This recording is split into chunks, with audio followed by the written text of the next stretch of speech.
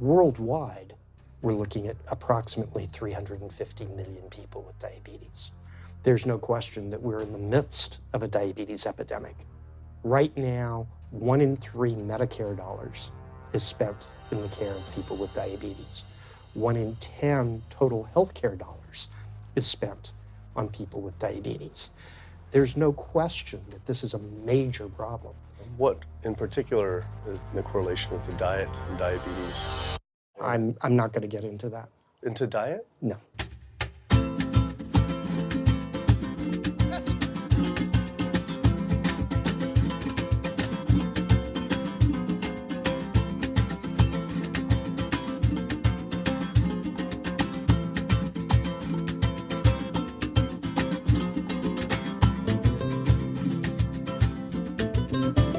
My name's Kip. I'm a filmmaker from San Francisco and I have a confession to make.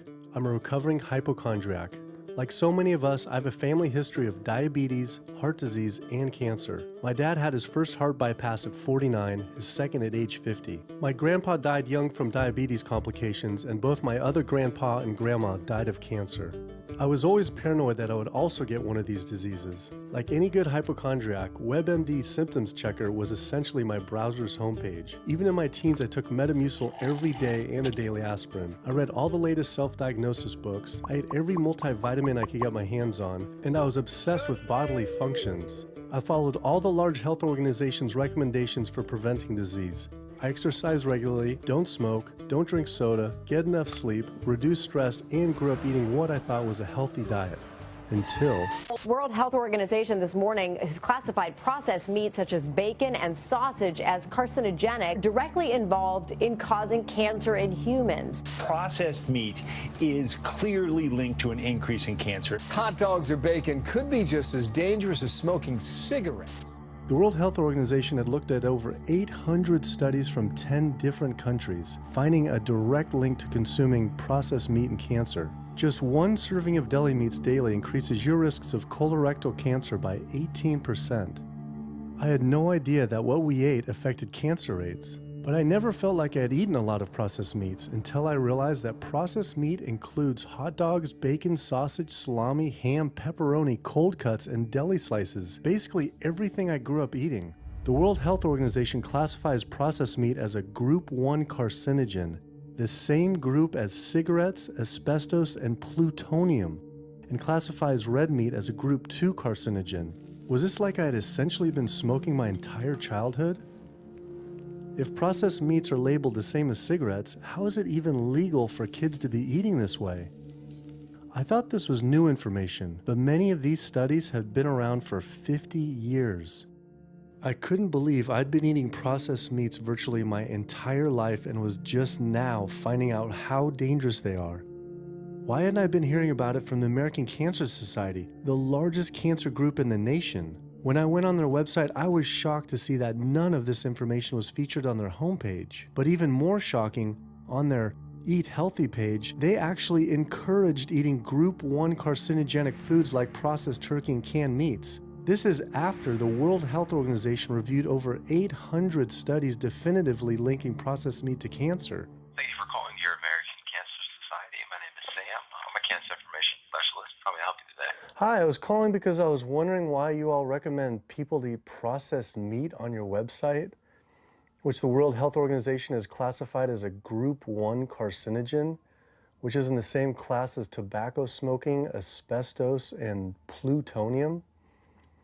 This would be like a lung association having a how to roll your own cigarette section on their website. It's kind of the same thing. But let me just place you on a brief hold because He wasn't able to answer my questions and said someone would get back with me. I had always been concerned about cancer because both my grandma and grandpa died of cancer. I wondered if things would have been different had they known the link between diet and this terrible disease. In the US, 1 out of every 4 deaths is from cancer. Oh, sweet. American Cancer Society rep confirmed an interview this week. So we just went in for the interview with the American Cancer Society rep, and the security guard said there's no interview scheduled. So I went into my phone, and it turns out last night, after I told her that the interview is going to be about the correlation between diet and cancer, she said she could no longer do the interview. After repeated emails asking why she was declining my interview to simply talk about diet and cancer, she stopped responding altogether. Why would an American Cancer Society rep not want to talk about this? I was, however, able to connect with a growing movement of doctors who are willing to talk about the link between the standard American diet and disease. And it goes beyond just cancer. I took my old trusty van, Super Blue, once again out on the road.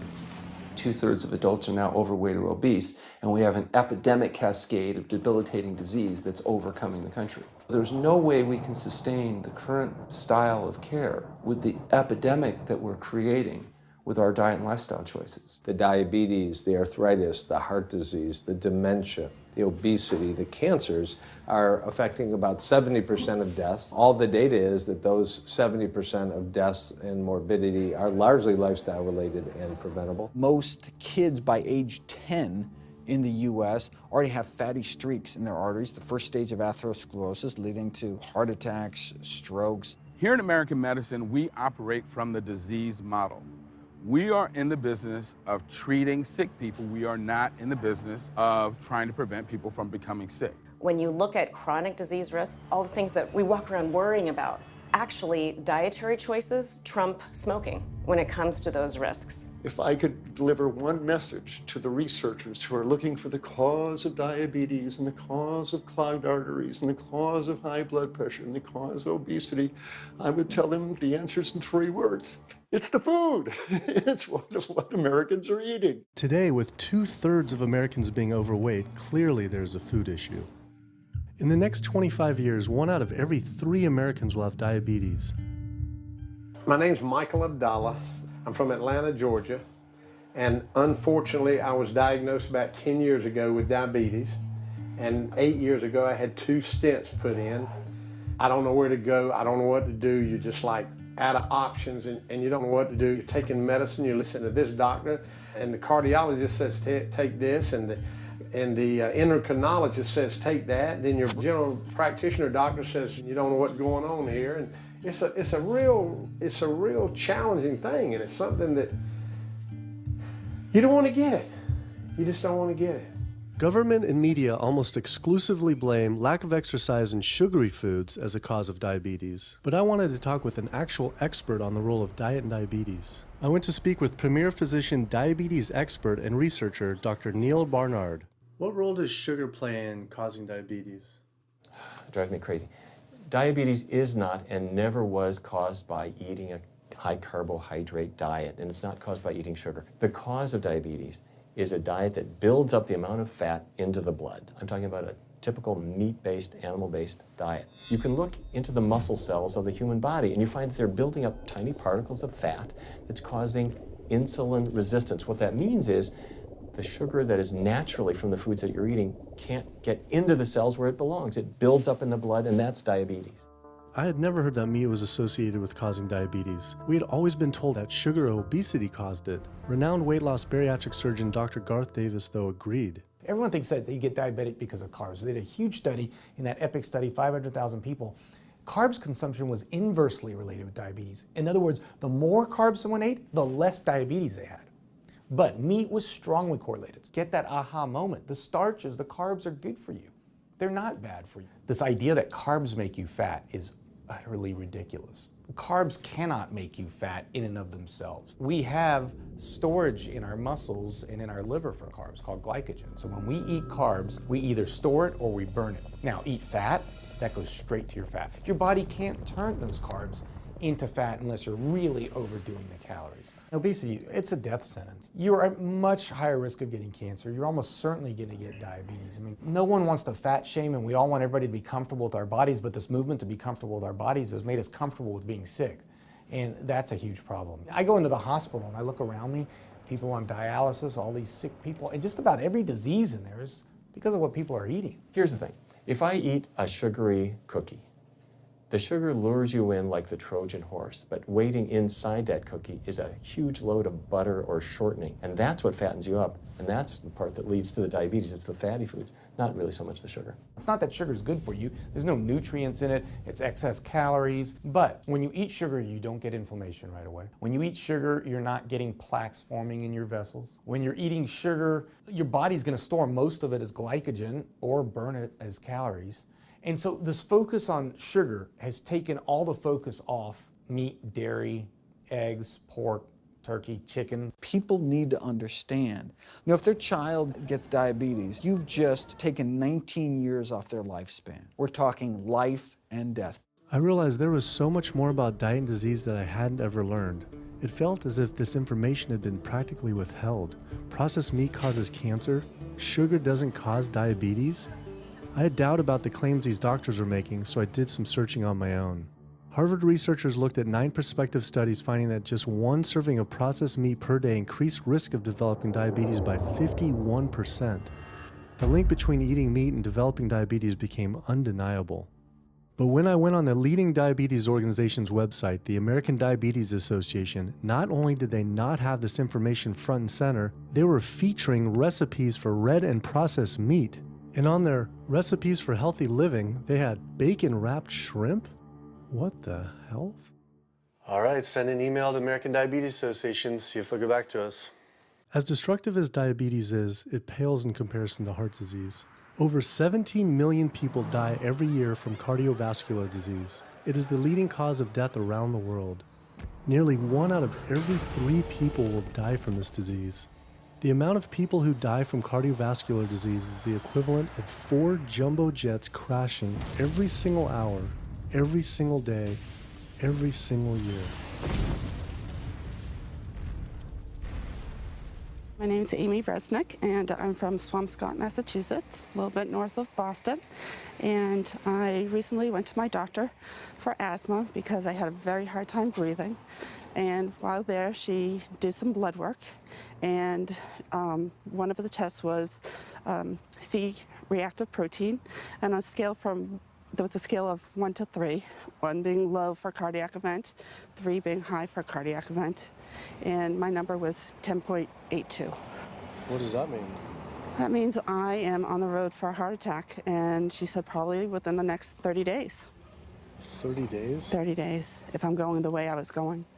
I take this for my heart arrhythmia, take this for pain, oxycodone for pain, and lorazepam for stress, cyclobenzaprine for a muscle relaxer, also take Topamax and Prozac. And I also use a CPAP machine to help me breathe. And my asthma has been so bad this past year, I use it during the day as well to get some air. I am tired when I wake up. I'm tired during the day. I take a nap. I'm still tired. I can't breathe. And I know I need to make a change for my health, or else I'm not going to be here for my family. When we speak of heart disease, I would say the role of alcohol is pretty small. The role of sugar is very small too. Smoking is big, but the good news is that most people have quit or never did smoke. The problem with animal-based diet, its contribution to heart disease is huge and it is pervasive.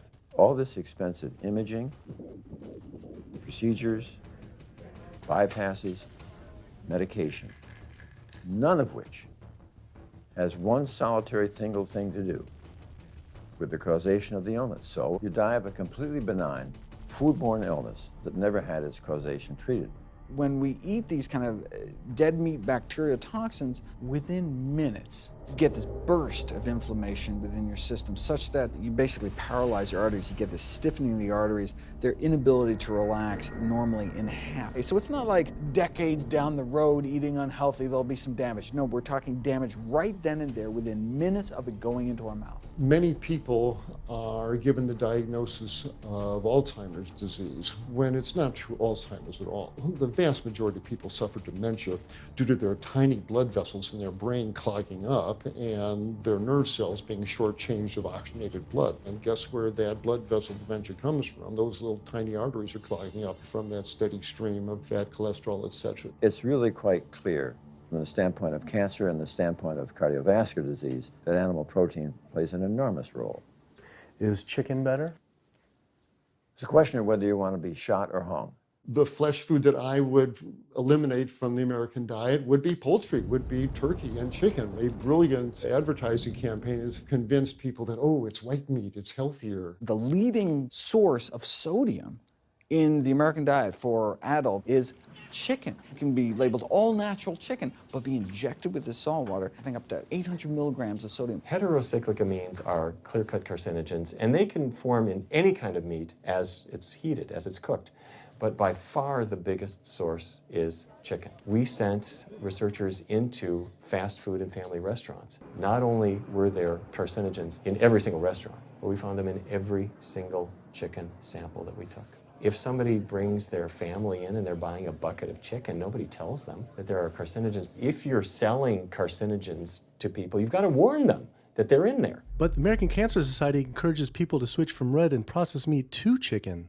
Why would the American Cancer Society tell people to switch from eating one carcinogenic food to another when a Harvard University study showed that men with prostate cancer who eat large amounts of chicken increase their risk of the disease progressing 4 times? The number one dietary source in America of cholesterol is chicken because of the volume of chicken. You know, chicken's become grilled chicken and organic chicken. It's machismo, but it has nearly as much cholesterol per gram as red beef. So just on sheer volume, it's the number one source. Yeah, eggs being close behind.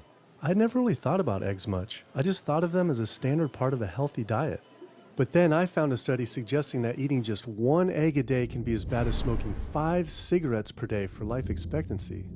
The yolk of a hen's egg is the most concentrated glom of saturated fat and cholesterol. It is made to run a baby chicken for 21 days with no outside energy. It is pure fat and cholesterol. And when we put that into our bloodstream, it coats our red blood cells. Our blood gets thicker and more viscous. It changes our hormone levels. It raises our cholesterol levels. There's nothing healthy about eating the yolk of the egg. But I thought cholesterol and saturated fat wasn't an issue anymore. You know, these saturated fat studies that have come out trying to vindicate saturated fat, this is a campaign by the dairy industry, right? Number one source of saturated fat is dairy. It's not meat. 2008, the global dairy industry got together at a meeting and explicitly, read their agenda, was to neutralize the negative impact of milk fat by regulators and medical professionals, unquote. So what did they do? They funded studies. The main study that started the whole saturated fat media craze was funded by the National Dairy Council. The egg industry similarly funds studies that confuse consumers by making claims that eggs don't negatively affect heart function. That is, only when compared to eating a McDonald's sausage McMuffin? So what they're really saying is that eating eggs is just as bad as eating a McMuffin. When you eat foods like beef or steak or a processed meat, a hot dog, you're not just getting saturated fat. You're also getting other additional toxins that are in that food. There's heme iron, carcinogens, processing chemicals. This is all a lot more complicated than just looking at saturated fat. You know, the strategy is not on making their products any safer. The strategy is to just try to confuse the public, to introduce doubt. You know, there's a famous tobacco industry memo. It's called "Doubt is Our Product." That's all they had to do. They didn't have to convince Americans that smoking was healthy, right? They just had to introduce doubt. Then they would win. If there's just enough controversy, people kind of throw up their hands, I don't know what to eat. Confusion is their game. I really don't think people thought what they ate led to heart disease. They think, oh, it's genetic, my parents had it. And I don't think people really think that what they ate led to diabetes. I think, oh, my parents had it, I was gonna get it. And certainly cancer, they don't think that way. People have bad lifestyles that they've inherited environmentally. They've been exposed to a certain way of eating and living that they've carried on into their adulthood, passed on to their children. That is why they go on to develop the same diseases that their parents and grandparents may have had before them. But it is not inevitable. Even if you have a genetic predisposition, doesn't mean it's going to necessarily manifest. And what determines whether it manifests or not may be those epigenetic variables, the things that you can control, the environmental factors, the dietary factors, the lifestyle factors. So we can actually change the expression of genes, tumor-suppressing genes, tumor-activating genes, by what we eat, what we put into our body. So, you know, even if you've been dealt a bad genetic deck, you can still reshuffle it with diet. I had always thought that I would develop heart disease at a young age because both my dad and grandpa had heart attacks. I was taught that they were genetic, but their heart attacks probably had less to do with genes and more to do with their diets high in meat. That's why when I went on the American Heart Association's Heart Healthy Recipes page, I could not believe they had an entire section on beef recipes. This was just like the American Cancer Society encouraging eating Group 1 carcinogens on their site.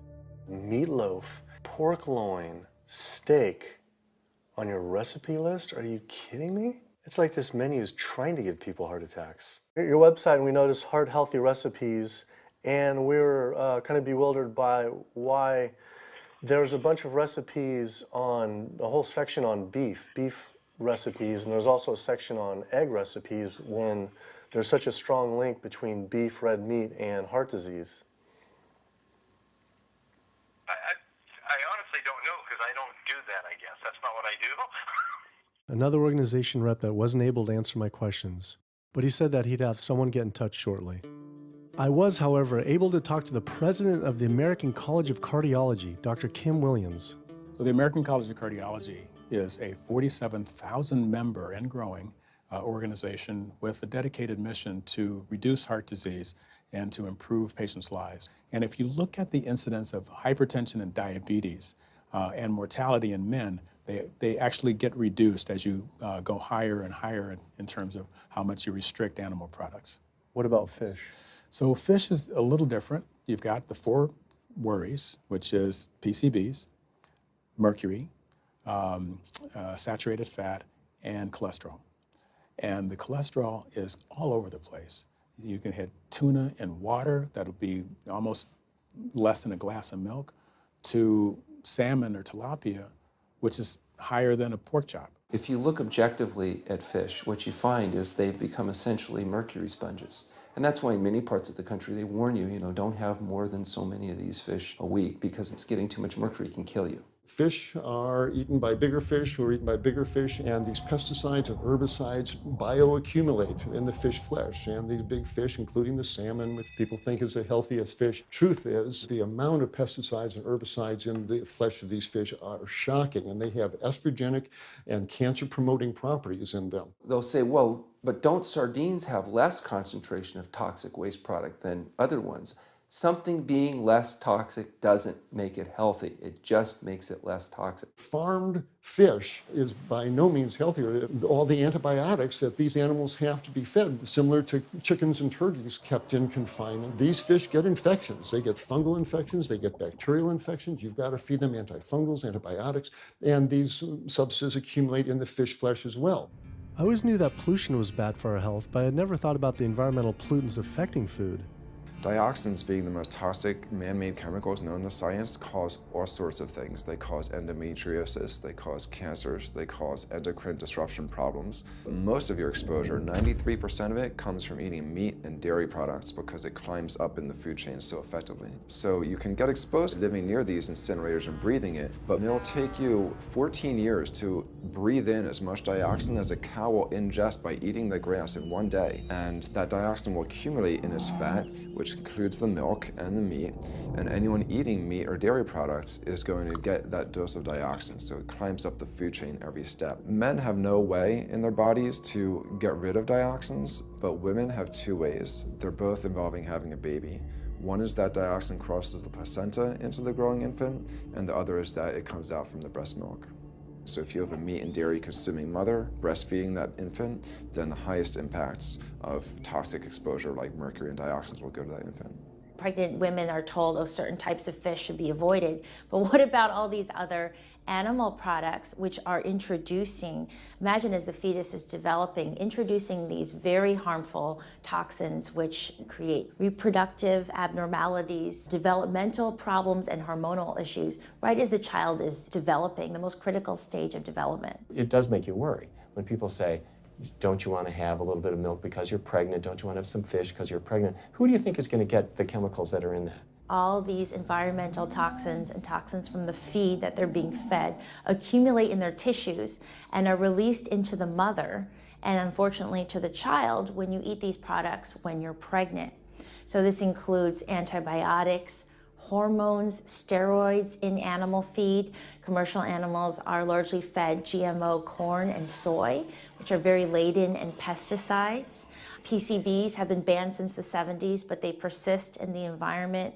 Dioxins, all of these compounds can create hormonal, reproductive, developmental damage as well. Eating organic beef, poultry, pork, or fish will not help you avoid contaminants like mercury, like dioxins, like strontium-90, because they fall out over all sorts of farm fields and water bodies, and they don't skip over the organic fields. And so really the contaminants are coming in regardless of how these animals are raised. I had always been concerned about the possible health impacts of GMOs, but then found out that most of the world's GMO crops are actually consumed by livestock, with dairy cows consuming the most per animal. This fact, with everything I'd learned about bioaccumulation, made dairy terrifying, especially considering how much cheese I ate in my life. Cheese is an amazing product when you think about it. It's probably one of the single best foods at compromising health that you're going to actually feed to people. Think about it. You've got an animal product, so you've got all the issues of biological concentration. You have a highly processed food product, and not only does it have naturally a lot of saturated fat, but you put a lot of salt into it. There's a strong link between dairy foods and autoimmune diseases, and so that can show itself up as excessive production of mucus and exacerbation of asthma in kids who are prone to that, and even adults. And also there's an association between dairy foods and multiple sclerosis and type 1 diabetes, which is an autoimmune disease, and other rheumatologic problems. Cow's milk is baby calf growth fluid. That's what the stuff is. There's absolutely no child or human on earth who actually needs the milk of a cow any more than they need the milk of a giraffe or a mouse. Most people in the world are lactose intolerant. I mean, that's the normal state of affairs. Why would your body create this enzyme to digest lactose after weaning, after infancy? It doesn't make any sense. 73% of African Americans are lactose intolerant, 95% of Asians, roughly 70% of Native Americans, and about 53% of Hispanic Americans are lactose intolerant. Our government is encouraging Americans of color to eat foods that it knows is going to make them ill. Ultimately, what that boils down to is the government is telling me as an African American to eat food that's going to make me ill for no health benefit so that it will benefit dairy farmers. That's a form of institutionalized racism. Yeah, milk is a risky food for human consumption. As a pediatrician, I see on a daily basis children suffering from conditions that are linked or associated to dairy consumption, such as eczema, acne, constipation, acid reflux, iron deficiency, anemia. Cow's milk protein is the most allergenic food. People say, well, no, I want hormone-free, not injected with bovine growth hormone. But milk is this hormonal fluid, so it's just packed with sex hormones and natural sex steroid hormones like estrogen, progesterone. In fact, doesn't matter if it's conventional milk, doesn't matter if it's organic milk. Milk without hormones, it's an oxymoron. Organic dairy has just as much saturated fat and cholesterol and galactose and all the things that you don't want as conventional dairy. Dairy products in general have a lot of other products associated with it, not the least of which is pus. I mean, they actually have laws limiting how much pus you can actually have in a milk and still sell it. I believe it's like 750,000 pus cells per cc. Because, I mean, you wouldn't want too much pus and it'd be like pure pus. People might object. In fact, you could think of cheese as kind of coagulated cow pus, if you would. But I was always told that we need milk for strong bones. I'm Jane Chapman, and not too long ago, finally got some x-rays of the hips and back. Severe bilateral osteoarthritis of the hips. And actually, I'm scheduled for 2 hip replacements. That's bone on bone. It's the grinding of the joints. My stability is scary. I hold on to the walls if I'm at home. I've been told to use a walker. I'm only 61. This is not how you're supposed to live when you're this old. I have a really hard time believing that that's all that's left. Researchers have studied bone development in kids and whether they get stress fractures and that kind of thing. And the kids who drink the most milk have 0 protection. Milk does not build strong bones. Harvard researchers have looked at a large group of older women. Over an 18-year period, the milk drinkers had 0 protection from fractures. So this old notion that somehow milk is going to build strong bones or protect your bones later in life, it's a myth. People that drink milk have higher rates of hip fractures, have more cancer, and live shorter lives. It turns out that countries with the highest dairy consumption also have the highest rates of osteoporosis, so clearly drinking more milk doesn't protect your bones. Doing more research, I found that dairy was linked to many different types of cancer as well. Just like many of us, I thought that the majority of cancer was due to genes, but only 5 to 10% of cancer is actually genetic. Any cancer is caused by a DNA mutation, but that's not enough. So that can cause that first cancer cell, but one cancer cell never killed anyone. 2 cancer cells never killed anyone. But 1 billion cancer cells, now we're running into problems. So we need to reduce the growth factors in our body, like IGF-1. Insulin-like growth factor 1 is this cancer-promoting growth hormone involved in every stage of cancer cell growth and spread and metastases.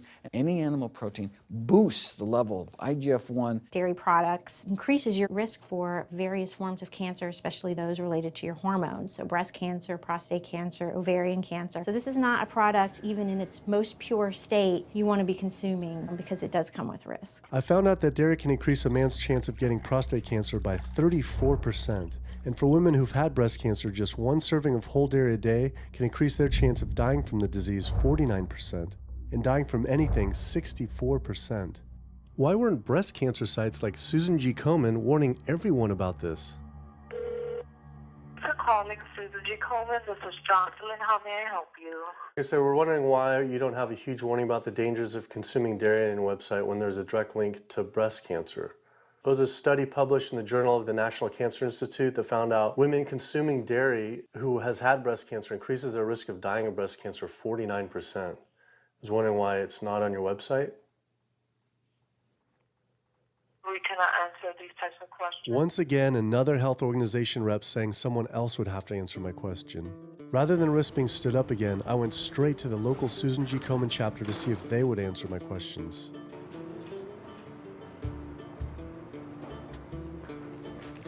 They didn't want to answer my questions in person either, and told us to stop filming, but promised they would connect me to the national office directly.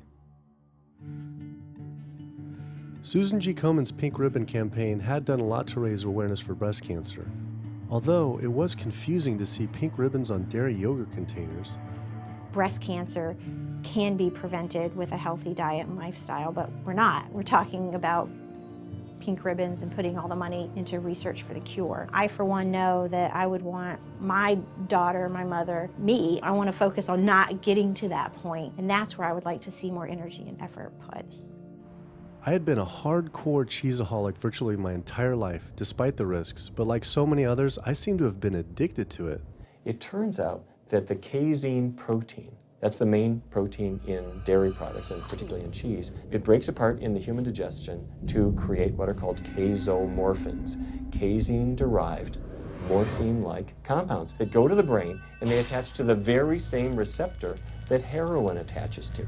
Don't get me wrong, they're not as strong as that, but they are strong enough to make you come back again and again and again, despite the fact that you're gaining weight, you're more unhealthy than you've ever been, but that cheese just calls out to people. Casomorphin may play a role in SIDS, and sudden infant death syndrome, may play a role in autism. This is one of the reasons why we don't want infants drinking milk from cows. Human breast milk has 2.7 grams of casein per liter, compared to 26 grams per liter for cow's milk. That's practically 10 times more. No wonder it's so addictive. This talk about addiction made me think about all the drugs animals are fed. I went to the headquarters of the Center for Food and Safety, the nation's leading FDA government watchdog group, to see how concerned we need to be about drugs in our food. So that we know of, there are at least 450 different drugs that are administered to animals, either alone or in combination.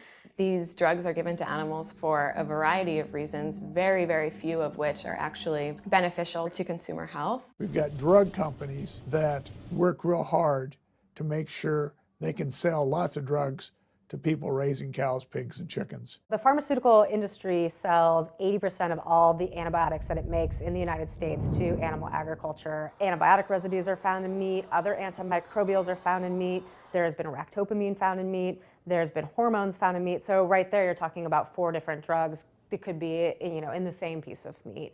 The pharmaceutical company is supposed to show the safety of animal drugs. They're not really testing to see what the impacts of these drugs are on humans. They're really looking to see what the impacts of these drugs are on animals. When we try to get information on some of the health studies and the environmental studies, from federal agencies, we get back page after page of blacked out information because the company claimed confidential business information. Consumers have no idea what is in the products that they consume. So how sick something makes me and how bad it pollutes the environment is a secret for a company.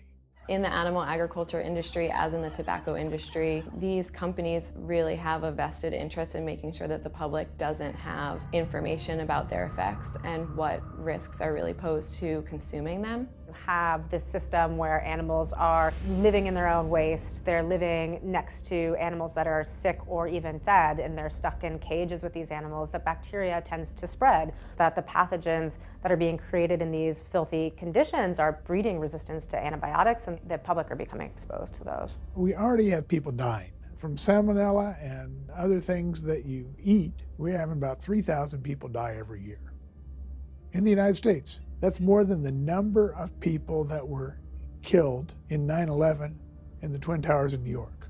If we had some terrorist organization killing 3,000 people a year, we would be all over it. The antibiotic-resistant bacteria deaths that we have, on top of that, you get 20,000 people dying a year. That's 7 9/11s every year. Can you imagine if that many people were being killed by some terrorist group in the United States every year? We would find them. You know, the World Health Organization has said we're nearing a post-antibiotic era in medicine. You'll be at risk in minor surgeries to have a fatal infection. You'll be at risk going to the dentist if you have a tooth extracted. Or it'll be like Civil War medicine. You get an infection in your leg and you cut your leg off. So you have this very dangerous situation. By crowding these animals in, they become a perfect engine for generating a new flu virus that can come out into the community. If you lived near a swine spray field, not even the CAFO, but the waste disposal field, you were 3 times more likely to have a MRSA infection. You can't see how it impacts the average person's life in Duplin County, North Carolina, and not be a little upset about it. From an environmental standpoint, from a community standpoint, from all other aspects, North Carolina, we're in a state of emergency. We've already had bouts of swine flu, or H1N1 as they prefer to refer to it. That particular swine flu incident was originated on a farm here in North Carolina. There's approximately the same number of hogs in North Carolina as there are people. Between 8 to 10 times the amount of feces is produced by a hog, an adult hog, as compared to an adult human. 10 million pigs in North Carolina produce the waste equal to 100 million humans. This is the equivalent of the entire U.S. eastern seaboard flushing their toilets into North Carolina. But there's no waste treatment. The pigs' waste falls through slats in the floors of the sheds they are forced to live in. It is then pumped into giant waste pits, which leach into rivers and streams, and is pumped out unfiltered onto fields, further polluting the environment and neighboring health. When you go back and you look at where these hog facilities are located, there's a disproportionate number of them that are located near communities of color, low-income communities. It is definitely a human rights issue. My sister, she have asthma, and you know, her brother, he have asthma. He's 3, and we don't know what she might have. I have asthma, I have sinus, I have sarcoidosis, that's the bacteria, and I have a pacemaker, which is 6 sinus syndrome. But you know, mostly everybody in this neighborhood got asthma or either cancer. My neighbor there died from cancer probably just last year. My nephew down the street, he's got cancer. He's in terminal cancer, stage 4. Not a smoker, not a drinker. And it's not in his lungs. It's in his lymph nodes. But see, if you live here and saw the way they do, you wouldn't eat no pork. Well, I don't eat bacon because I know where it comes from. When they die, they go into a box and they decompose because they swell from the heat. A truck come and pick them up, take them to the processing plant in Rose Hill, ground them up into feed, and feed it back to the hogs. If I come out this door, if he's spraying there, it's gonna come in my face. It hit you right in the face. It smells like something that you have never smelled before. It smells worse than a dead body. It's the family graveyard. I have my grandmother out there, my sisters, my brothers. When we go to the funeral, he used to spray. During the funeral? During the funeral, yes, during the funeral. Yeah, he spray. And when the people come, everybody be closing their nose up, saying how it stink. They can want to have a cookout on Sunday, he'll spray. Do you think he does it on purpose? I think so, because he just sprays Sunday. He always sprays Sunday. And in most of these area, hog houses and turkey house is in the black area or the Hispanic area. It's either or. Do you think it's also a civil rights issue? Yes, yes, I do. Yes, I do.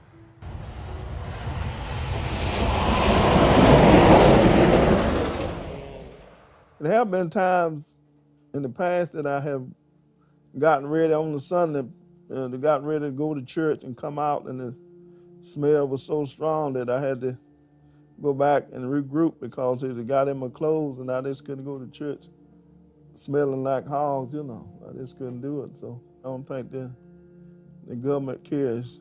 They care more about cooperation than do people, individuals. And they're going to keep on. They're going to put more chickens in this state. This is the feast season. You're in capital of the world right here in North Carolina. My state. Look, there's a blue line stream right here that comes into my property almost, and the Contentney Creek right here. I've seen that blue line stream now filled with feces and urine from that hog pen, and they can say, well, we feed the world. They're not interested in feeding the world. They're interested in making money. You take the money away from them, they'll let the folks starve. Because if you want to feed the world, you can feed the world with more corn, using corn and wheat and stuff like that, and you can meat. Meat is a luxury item. When we're doing things that hurt other people, we're wrong. But a lot of good people will sit there and eat bacon knowing that it's causing someone else to be very unhappy. I woke up the next morning to find the Burden River had experienced another massive fish kill from the pollution running off hog farms. Tens of thousands of fish were washing up on shore. All this talk about health, I realized that I was only focused on personal health. But health started to mean so much more to me. It was about health of my family and our communities. I couldn't under good conscience support an industry that I knew was harming others. Pollution from animal agriculture isn't just an issue in North Carolina, though. Raising animals for food produces more greenhouse gases than the entire transportation sector. It is a leading cause of rainforest destruction, species extinction, ocean dead zones, and freshwater consumption.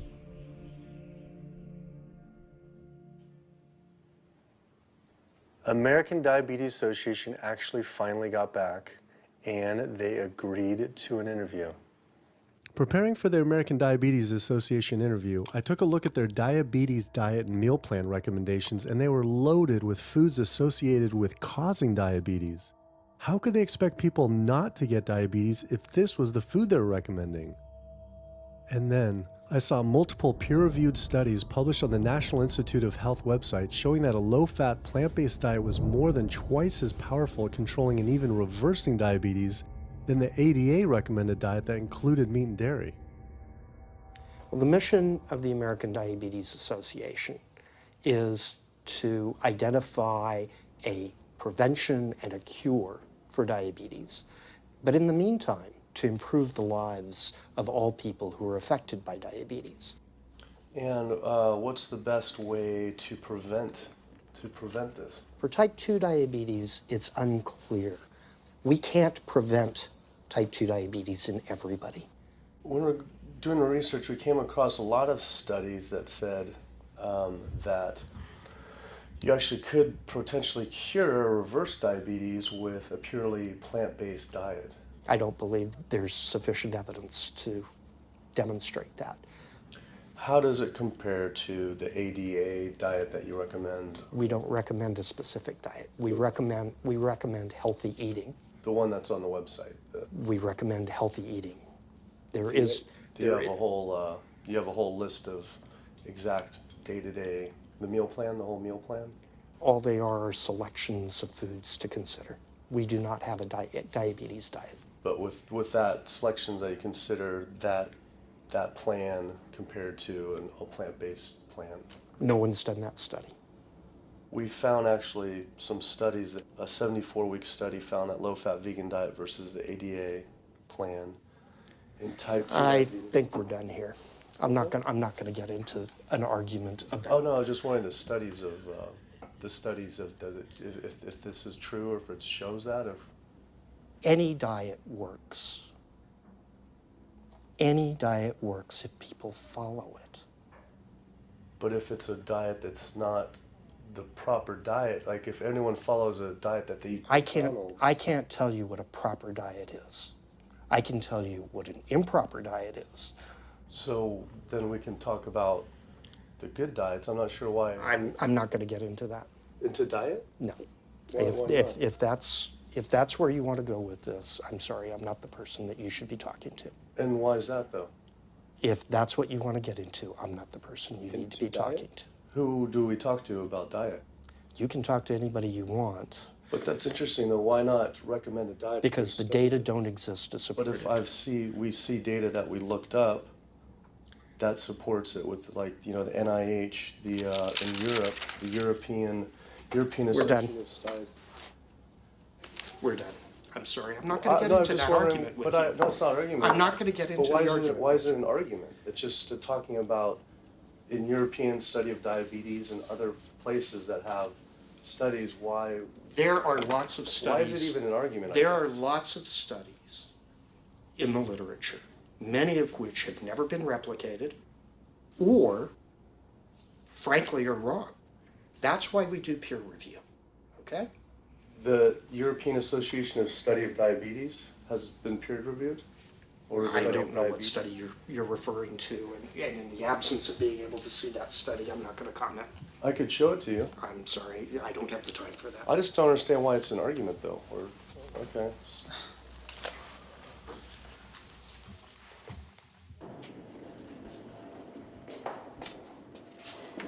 That was interesting.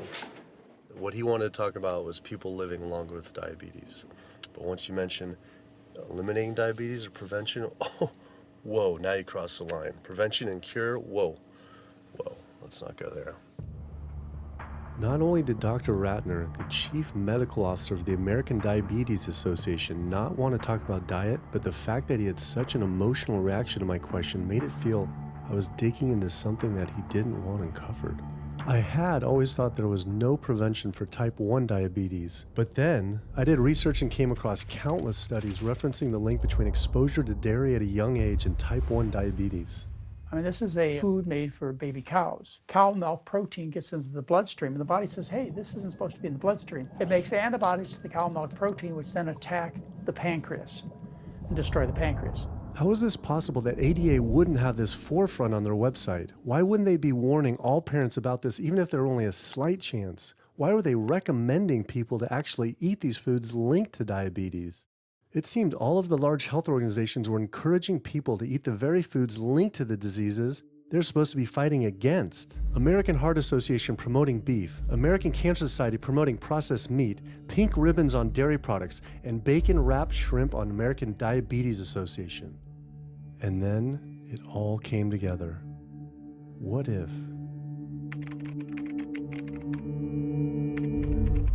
And there it was. The American Diabetes Association was taking money from Dannon, one of the world's largest dairy yogurt producers, Kraft Foods, makers of Velveeta processed cheese, Oscar Mayer processed meats, Lunchables processed kids meals, and Bumblebee Foods, makers of processed canned meats.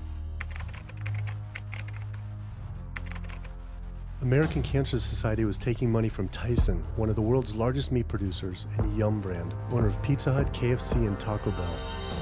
Susan G. Komen was supposed to be fighting breast cancer, was corporate partnering with KFC, Dietz Watson Processed Meats, and Yoplait Yogurt. And the American Heart Association was probably the most disturbing of all, taking hundreds of thousands of dollars from the beef industry, poultry, and dairy producers, and millions from fast food and processed food manufacturers. Every single one of these organizations was taking money from meat and dairy companies that are associated with the causes of these diseases. This would be like the American Lung Association taking money from the tobacco industry. I was sick of not getting answers, so I went to the headquarters of these organizations myself. We have to speak to someone in person. There's millions of people dying from the foods that they're recommending people to eat.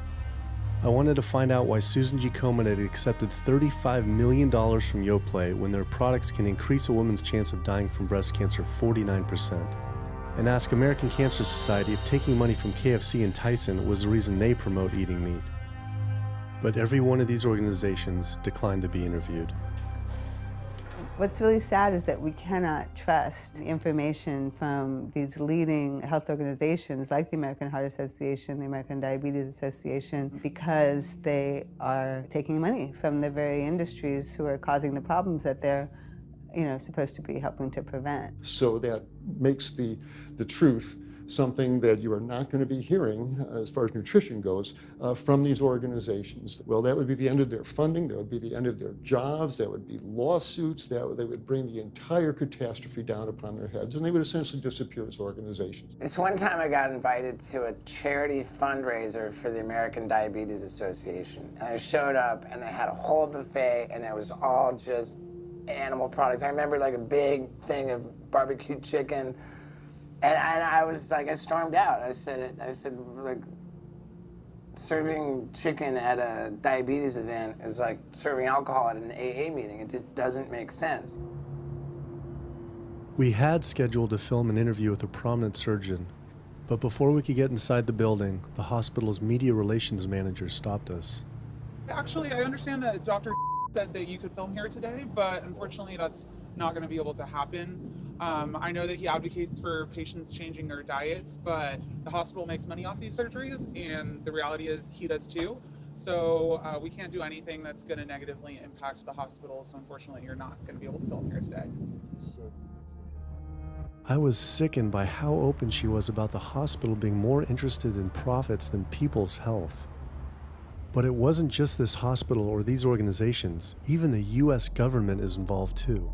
Every 5 years, the US Department of Agriculture creates dietary guidelines for Americans. The committee who writes these guidelines has been made up of individuals who have received money from McDonald's, the National Dairy Council, the American Meat Institute, the National Dairy Board, the National Livestock and Meat Board, the American Egg Board, Dannon, candy and sugar companies, Coca-Cola, and Anheuser, just to name a few, which means we are getting our dietary recommendations from the very industries that are killing us. And when the USDA, makes a pyramid or a power plate every 5 years for the American public, they're going to guarantee that on that plate are going to be foods which, when consumed, will result in millions of Americans perishing.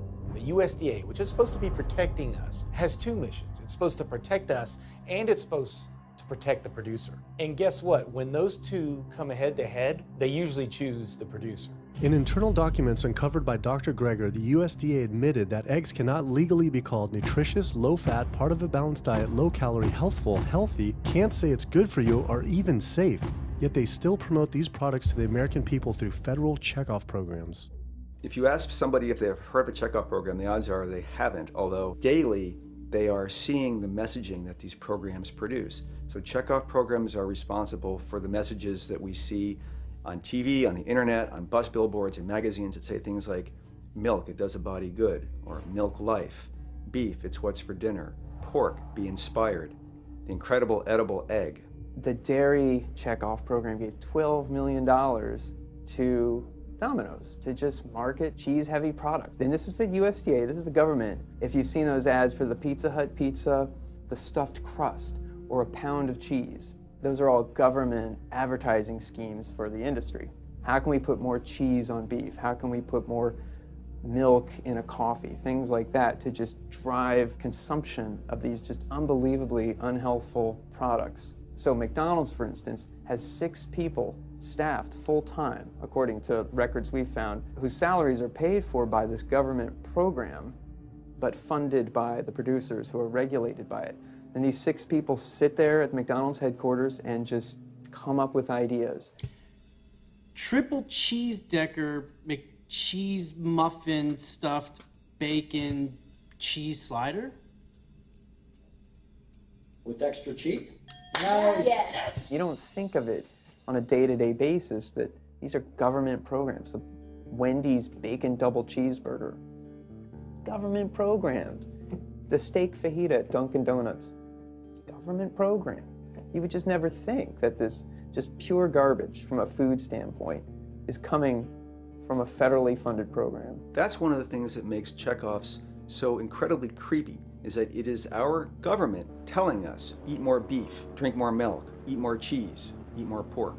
One of the very effective ways that the dairy industry promotes its products is to reach children because kids are impressionable, they're going to be consumers for their entire lives, and you might as well get them while they're young. So dairy spends at least $50 million promoting its products in public schools throughout the country with posters with people with milk mustaches and messages like milk it does a body good or milk life. Targeting young people, right? The tobacco industry had to keep replacing their customers who are dying with new customers. The meat industry knows they have to target young people. That's why we have these foods in schools and marketing messages at a younger and younger age for kids to get hooked on all the wrong kinds of foods. So there's all kinds of parallels. School districts where processed meats are all over the place. Maybe it's going to be bacon on the menu, sausage, hot dogs, or a pepperoni pizza. Any of those things are processed meats, and those are pretty much the worst of the worst with a direct link to colon cancer. And yet you have every day in the schools meal items with processed meats. If the Surgeon General puts warning labels on tobacco because of their cancer risk, why aren't the same warning labels on meat? Based on the publicly available data, we know they spend at least $557 million promoting their goods through checkoff programs. We know that they spend at least $138 million lobbying Congress. We expect that they spend a good deal more than that in figures that simply aren't publicly disclosed. The industry's lobbying power is so strong that they can create laws and push through legislation that doesn't benefit Americans in any way, such as ag-gag laws that criminalize whistleblowing or photographing abuses by this industry. Activists in the U.S. can be charged as terrorists for disrupting the profits of any business that uses animals under the Animal Enterprise Terrorism Act, to the even more ridiculous ones like cheeseburger laws. A cheeseburger law is a law that says a plaintiff cannot recover against a manufacturer, distributor, or retailer on the theory that the food made the plaintiff obese or caused an obesity-related disease. Cheeseburger laws are a direct response to a problem that the tobacco industry has had. Big Tobacco has paid $400 billion to state Medicaid programs. Cheeseburger laws proponents say, we don't want to see the same kind of thing happen to the meat and dairy industries. The fact that these laws are based on a model template called the Common Sense Consumption Act is actually ironic, because what they're saying is you, the consumer, should have the common sense to know that our food is bad for you. I've often typified the meat industry to people who maybe don't understand its power and reach as it's got all the money of big tobacco and big pharma, and it has the personality of the National Rifle Association. So any little thing that comes up, man, they beat it to death. Robert Martin wasn't exaggerating. When the profits of the egg industry were threatened by egg alternative company Hampton Creek Foods, extremely disturbing emails were uncovered by Ryan Shapiro and Jeffrey Light. We uncovered documents demonstrating the American Egg Board considers Hampton Creek, quote, a crisis and major threat to the future of the American egg industry. The American Egg Board considers a successful egg replacer company to be such a threat that they joke on their government email addresses about murdering the CEO. In internal government emails with the heads of the egg industry, they suggest having the CEO of Hampton Creek, Josh Tetrick, murdered, including a menacing email from the executive director of the American Egg Board.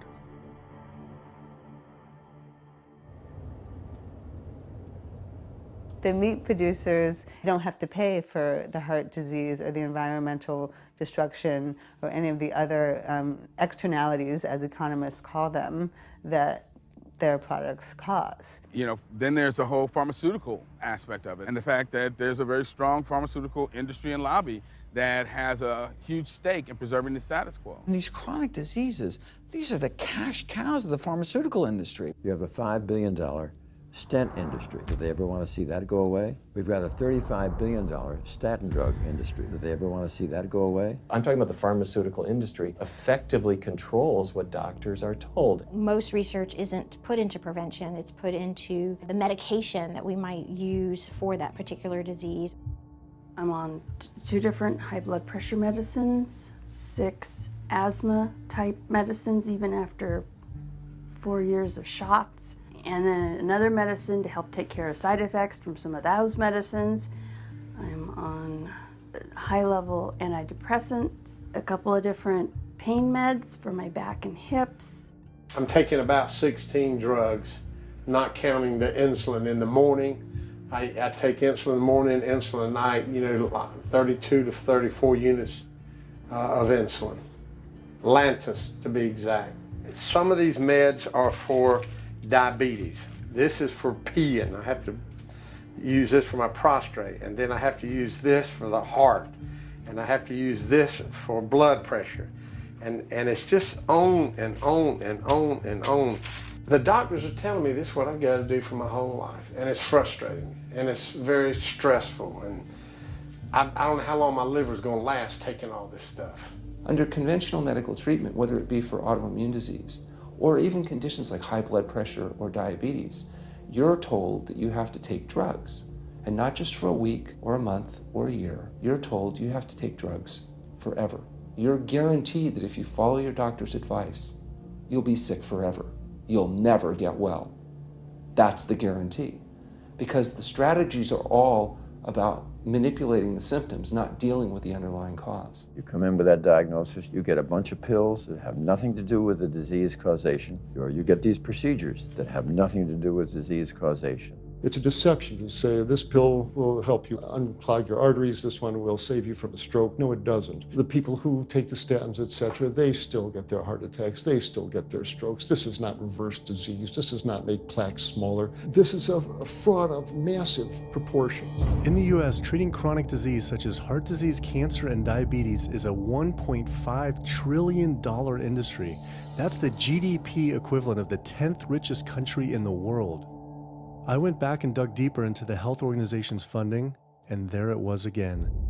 These organizations were accepting millions of dollars from pharmaceutical companies that are making billions of dollars from the very same diseases these health groups are supposedly trying to end. It seemed like a major conflict of interest, unless ending these diseases isn't really the goal. The pharmaceutical industry spends more money on lobbying than any other single industry. Just like animal agriculture, they are so powerful they write their own laws that have had activists in prison to silence them. Government's in bed with anyone that gives them the most money, which is the pharmaceutical industry, which is the animal ag industries. Like, they are pumping the government full of money and resources, and in return the government's giving them what they want: subsidies, imprisoning activists that go against them. And I think it's quite telling that these industries are working so hard and spending so much money to criminalize people for simply taking a picture, for simply recording what's going on inside of these facilities and making it known to the public. They're behind walls, they're underground, they're in these secret facilities that no one knows about. But if they did, they would be shocked and outraged. And I think people would not want to think that their pharmaceuticals, that their food are coming from these places. And that's why I think the ag laws are what they are, is because they are trying to silence people into not speaking out and not showing the truth.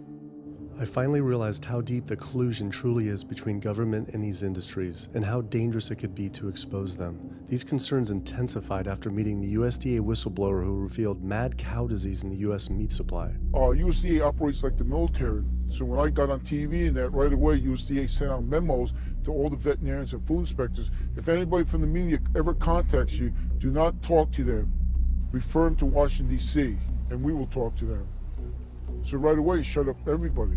American public should be very concerned about this, what's going on with USDA. Here in the United States, we have at least 4 cases of mad cow disease, but I'm almost positive there's more cases than that, but the government isn't looking for it. So what you're saying is that there could be already mad cow disease in humans. Right, and I think a lot of it was misdiagnosed. With the Alzheimer's or dementia, it takes several years, you see the progression, but to make it easier, these doctors just sign off on it as dementia or Alzheimer's without actually taking a biopsy of the brain to see if it's that, or is it actually a prion disease like Creutzfeldt-Jakob disease or mad cow disease. Do you think it's safe to eat meat? I personally don't think it's safe to eat it because of the fact how the line speeds are increasing, and also our inspectors are not well trained enough. At the present time, the line speed now is going about 220 cows an hour. That gives you about somewhere around 4 cows per minute, so that's 15 seconds per cow. These dangerous slaughter speeds means that animal waste ends up everywhere. Testing shows 88% of pork chops are contaminated with fecal bacteria, 90% of ground beef, and 95% of chicken breast sample contain animal waste bacteria. There is nothing clean about eating this way.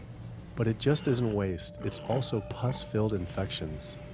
You can see there's a bump or some kind of abscess underneath the hide. Most of the time when the hide's pulled off, Either that will open up the abscess and the pus will come out, or if it's deep-seated, when the inspectors are doing their work or the company employees, they might stick their knife into an abscess and it explodes all over the place. I had heard enough. I was utterly disgusted by the corruption, the greed, the disease, and the abuse I was learning about. The very animals we were killing us and the planet. But so many people eat meat and dairy every day of their lives, and we are so concerned about getting enough protein. Do we have to eat meat to get complete protein? Oh my God. Oh my God. You want me to jump off this building, don't you? Well, first of all protein is made by plants. I'll state that again for the record. All protein is initially made by plants, all of it. And it is not necessary to eat animal tissue in order to get protein. Only plants have the ability to actually take nitrogen from the air, break those molecules apart, and incorporate that nitrogen into amino acids and then make protein. Any protein you get from an animal is simply recycled plant protein. If you ate a diet that was calorically adequate, and even things like brown rice and broccoli, and you got enough of it, you'd get enough both quantity and quality of protein. 2,000 calories of brown rice and broccoli is going to be about 80 grams of protein a day, including the essential amino acids that you need in order to maintain optimum health. I mean, grains are loaded with protein. Beans are loaded with protein. Vegetables are loaded with protein. You really want to get your protein from plants because plant proteins have a much more beneficial effect on our physiology. The funny thing about protein is most Americans get about twice the amount they need. Most Americans get less than half the amount of fiber they need. But the conversation tends to always be about protein. So in my mind, it's just this magical marketing campaign that protein has taken on over the decades. The question is not where do you get your protein, it's where do you get your fiber? I have never in my professional career seen a protein deficiency. I've never seen someone come in eating normal amounts of calories and they're protein deficient. You just don't see that. So human milk has the lowest protein content ever in any species ever tested. I mean, that's the fluid that's been designed by evolution over millions of years. And so it's like the perfect food for human babies, right? Perfect food, lowest protein content any other mammal. And so it gives a sense of kind of protein requirements for anything. So look, then rat milk, ape milk, donkey milk, any milk has ever been tested. And you hear this a lot in bodybuilders. They're like, well, I need, chicken, or I need fish to be, to be strong, to build muscle tissue. That is utter nonsense. The largest, strongest terrestrial animals on the planet are all herbivores. The biggest, strongest animals are all herbivores. When we bring in people and they're on meaty diets and we transition them to a plant-based diet, we always track what they're eating. Their vitamin intake goes up. Their nutrition overall goes up, dramatically better.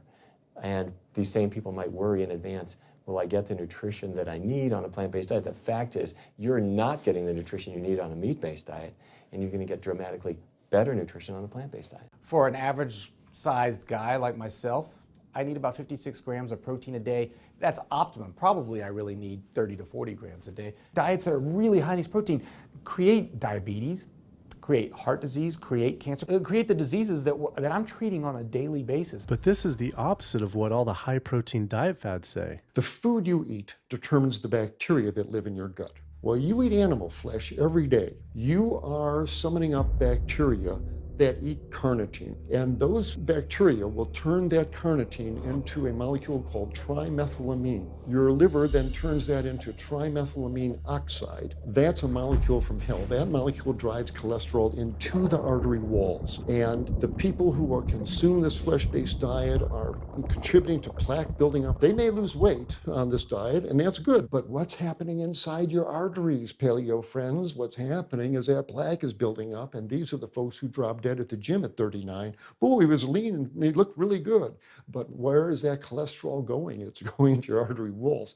So I believe these paleo folks are setting themselves up for an epidemic of clogged arteries, colon cancers, autoimmune diseases. This is not a healthy diet. We are not carnivorous apes. Humans' closest living relatives are chimps, who get 97% of their calories from plants and the remaining 3% mostly from insects.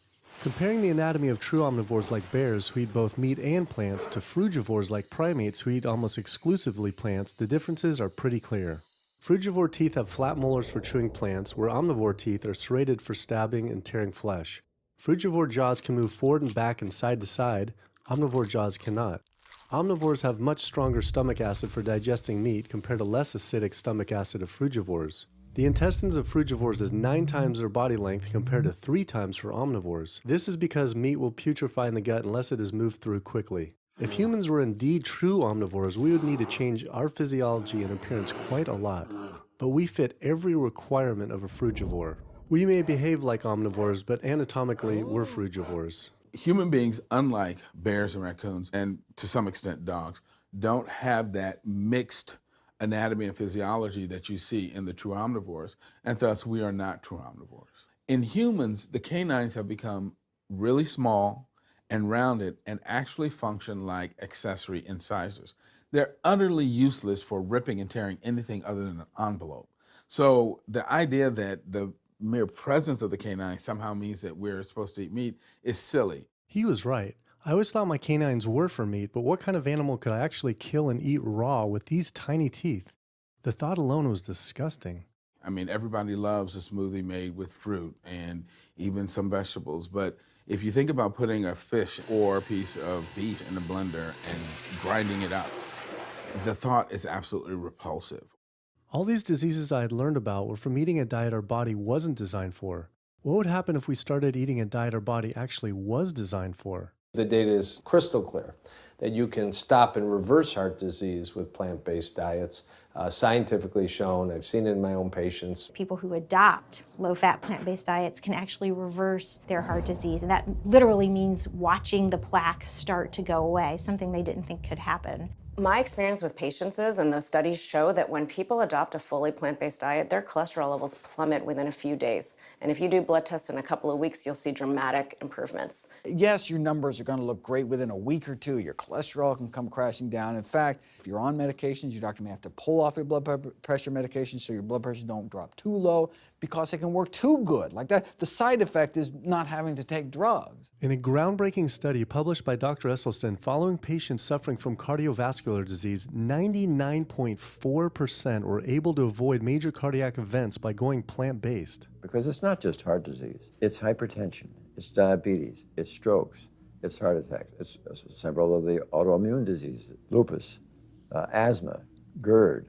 osteoporosis. I mean, there's a multitude of diseases, even rheumatoid arthritis. It can be so dramatic when you see these poor souls with just absolutely crippled with rheumatoid arthritis go plant-based, then they come off their medication. I wanted to follow up with Jane Chapman, who had been suffering from severe osteoarthritis, and I could not believe what I saw after only a few weeks of fasting and changing her diet. So it's so amazing to see like this a few weeks later. I know.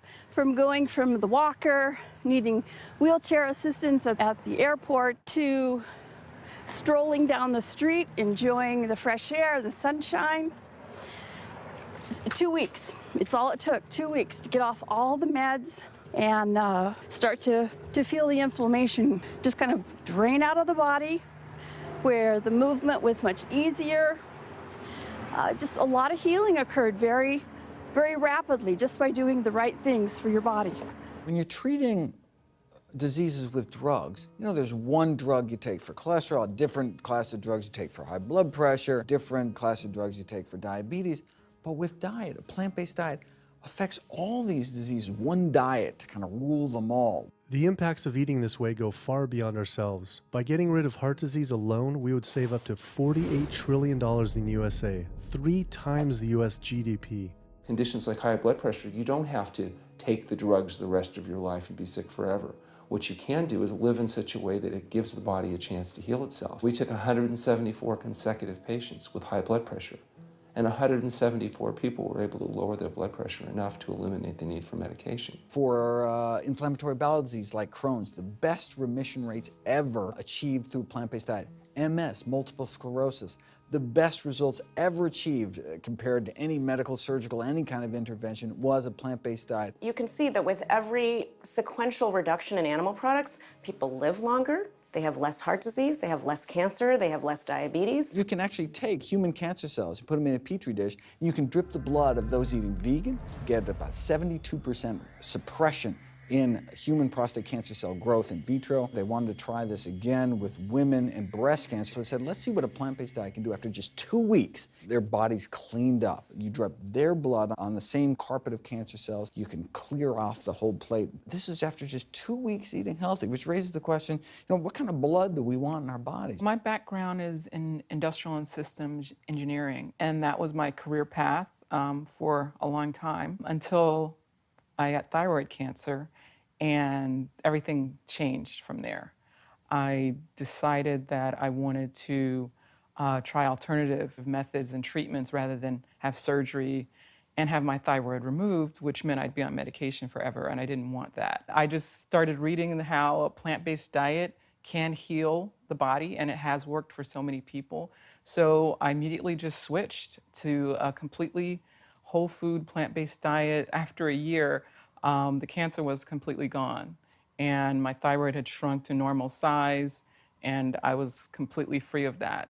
This was tough to believe. Couldn't this all just be from eating healthier though, like no sugar? Turns out Dr. Walter Kempner from Duke University back in the 1940s was reversing some of our worst killer diseases with diet alone. And the diet he was using was not only strictly plant-based, but it was made up of white rice, fruit, and table sugar. And he was reversing diabetes, he was reversing malignant hypertension, reversing heart disease, the diabetic complications, reversing diabetic blindness. So these people basically had death sentences, went to him, and were given basically sugar, this horrible diet, but it was strictly plant-based. If this information had been around since the 1940s, why don't all doctors know this? We're not taught about the power of food in medical school. No one is taught that the changes that we make with our diet are probably the single most powerful thing we can do to determine our destiny. It trumps our genetics. Why isn't your doctor telling this?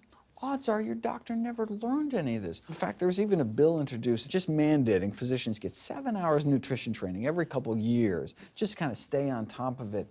And who came out against that? The California Medical Association. Even the family physicians, the surgeons, all the mainstream medical groups came out opposed. It's 7 hours, that's a lot, even if it's over 1 4-year period. So they're not just kind of neutral, but they're actually actively opposing nutrition education. Ironically, when patients come to doctors with questions, they assume that the doctor knows something about nutrition, and so it's kind of a double whammy that doctors haven't been taught much about nutrition. Why don't we hear about this from dietitians when nutrition is their entire specialty? Turns out the American Nutrition and Dietetics Association puts out nutrition fact sheets written by the industries themselves. The industries pay $20,000 per fact sheet and explicitly take part in writing them.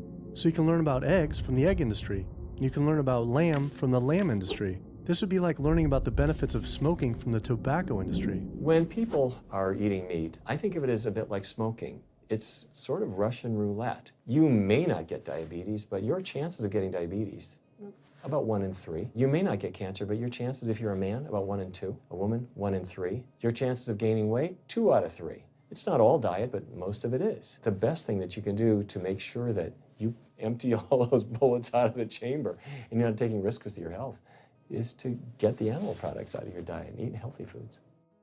I came to True North to help me with my asthma and to lose a little weight, and it's amazing. Just in 2 weeks of changing my diet, don't have to take any asthma medication, no antidepressants, no pain medication, no heart medication, nothing, no medications at all. And it's just incredible. I was taking Oxy and Advil, and I was taking 800 milligrams of Motrin 3 times a day just to get through the day because I was in so much pain. And now, nothing. Wow. Nothing at all. 2 weeks. 2 weeks, So 14 days. All that medication, you're completely off. Completely off everything.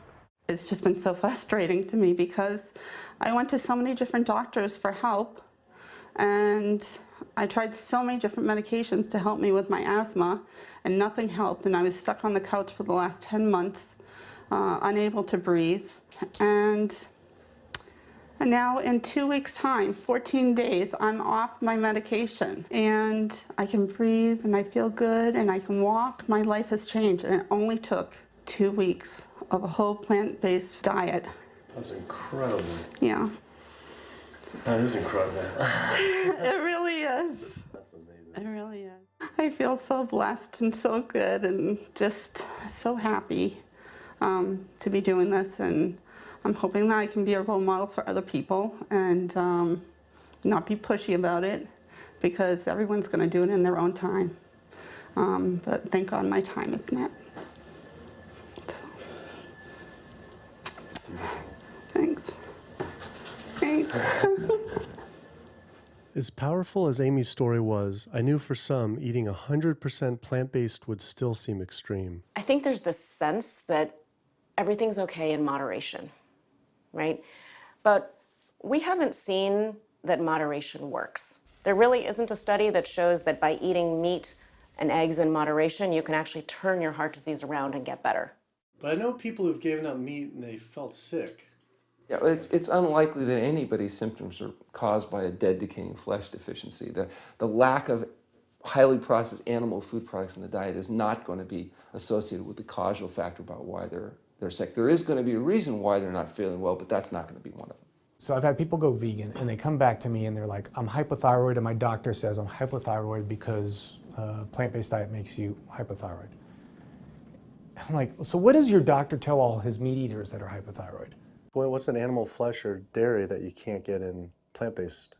Cholesterol, heterocyclic amines, E. coli. You know, if you think about it, there is nothing in an animal-based diet that you can't get in healthier form somewhere else. The only other vitamin is vitamin B12. It's not made by plants, not made by animals either, made by little microbes that blanket the earth. So because the way we live in our sanitized world, unless you're eating bacteria-contaminated foods, we need to get a source of B12 from somewhere. And so the healthiest, cheapest, safest source is to get a vitamin B12 fortified food or vitamin B12 supplement, not to get it from meat and dairy. What about people who say they have to eat meat for their blood type or their genes? I mean, it's like I need meat because I'm a Capricorn, or I need meat because I have an A+ blood. I mean, it's like, what do you say? No one has to eat meat. I mean, there's no vitamin, mineral, nutrient that you can't get from non-animal sources. Valentine's Day, I decided to go vegan and give up all meat, which was never in my thoughts in a while, million years, but I've heard so much success from people that are vegan. And so I gave up all animal products whatsoever. I've lost 29 pounds. I've been able to cut my meds in half. I've been able to cut my insulin in half. And now I'm going for the moon. I'm going to cut it all out. In the last 6 weeks, we've just had 3 grandchildren. And my ugly face is going to be around to see them graduate from high school and college. I'm going to be here. My mission is to let everybody know you do not have to suffer from diabetes and cancer and heart disease because someone in your family had it or because the doctors are telling you this is what's going to happen. You can take charge of your health and have a positive outcome just like I did. The reason I'm so committed to this is, my grandmother had diabetes and I didn't know what I know now about healing the body. And if I did, I feel like she could have lived at least a few years longer. And so it's in her honor that I do what I do. Because I could save someone else's grandmother, aunt, uncle, father from that, So I'm excited about getting the message out there. There's a common belief that eating plant-based is expensive. Not at all. It can be done in a very inexpensive way where you buy foods that are in season and you shop in the bulk bins, and that saves a lot of money. You can eliminate a lot of your expenses on your grocery bill by not buying meat and dairy because those things are expensive. Our meal plan for a family of 4 is $25 per person in the family. 2064 is your total. 2064, whoa. That's for an entire week of food. Really? An exploding movement of elite athletes are utilizing vegan diets to heal injuries, speed recovery times, and enhance their performance. Before I was vegan, I was only bench pressing 315 like 5 times. Then after going vegan, I was doing 400, 425, 465, and I was like, oh my God, this is amazing. I'm vegan and I'm bench pressing 465 pounds. This is ridiculous. And as soon as I went vegan, tendinitis started disappearing. My strength in my right arm started coming back. High blood pressure was going down. You can't be strong and be dying on the inside. That's not strong. That's weak. That's really weak because yeah, you look big and strong on the outside. Yeah, big man. No, but your heart's crying for help on the inside. You're dying. I'm a professional parkour athlete, a two-time world freerunning champion, and more recently I got into Ninja Warrior where I'm captain of Team Europe as we won USA vs the world.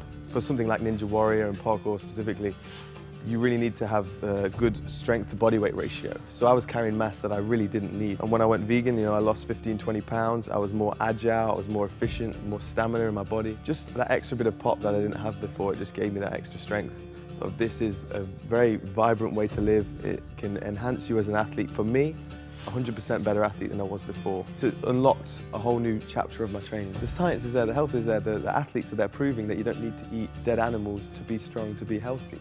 I started working out when I was 47 years old. All the muscles you see, I gained as vegan. I gained 15 pounds of muscles on my body, eating all plant-based vegan foods. All the aches and pains in my body, it just went away. Because I'm not ingesting so many inflaming foods, the acidic foods that animal products are. Gorillas, rhinos, and elephants, they all get their muscles and strength from eating plants.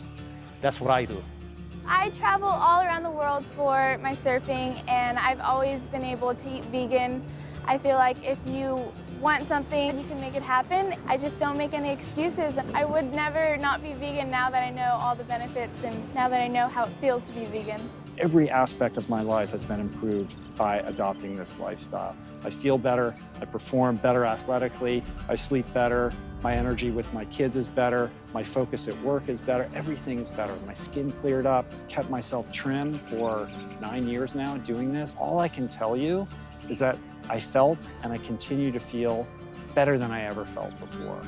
My friend Jason Lester and I were the first people to do this challenge called Epic 5, which entailed doing 5 Ironmans on 5 Hawaiian islands in under a week. An Ironman is a 2.4-mile swim followed by a 112-mile bike and then running a marathon, 26.2 miles after that. So we did 5 of those in a row on 5 different islands in a little under a week. Yeah. You almost die? Yeah. Where'd Did you you die? So I guess the famous question, where did you get your protein in there? From plants. Like so many people, I was looking for excuses not to change my diet. But once I finally did, I felt liberated. Within days, I could feel the blood running through my veins with a new vitality. Within weeks, I felt a transformation throughout my entire body and mind. Not only could I survive on a purely plant-based vegan diet, I could thrive. I felt amazing. I competed in my first marathon in 6 years, training half the amount and beat my personal record by 23 minutes. Less than a month later, I did my first full Ironman. Although I could possibly get away with eating a little bit of meat and dairy without ill effects to my personal health, I could no longer willingly support an industry I knew was causing so much suffering to communities, families, and all life on the planet. A whole new world opened up. I felt whole again, connected to a greater sense of what true health is, and where true health doesn't end with me, but begins with us. If people adopted a plant-based diet, the changes we would see in our individual health, in our national health situation, and in this physical environmental world we live in would be so profound. I mean, today, you can say, I'm not going to eat that stuff anymore. It's one thing that I can do myself personally to make a difference. It will give you a greater sense of well-being and happiness when you know that, one, you're not destroying your health every time you sit down to eat, you're not promoting cruelty, and you're not damaging the earth. I don't want my gains to be at the detriment of the planet of other things. And yet, I'm not weaker, I'm stronger. That's the beauty of it. When you're altruistic, when you make choices for the greater good of others, it comes around, benefits me as well. It benefits us all. Studies show that we can not only survive, but we can thrive. I just feel this is a great way to live, not harming other beings when we can be healthy and happier. I love it. It's a great life. I never thought that I could feel this good at this age, and I just want everybody to feel this way. I feel like a 20-year-old. I'm almost 50. Nothing tastes as good as healthy feels, basically. And so the choices that we make every single day, day in and day out, around our food, has the capacity to bring us true health and optimal wellness, not just individually, but collectively, as a species and for our planet. We're not going to live forever, but while we are alive, we can live well. And for me as a doctor, that's what I want to see. Where there's a will, there is a way. And I believe that.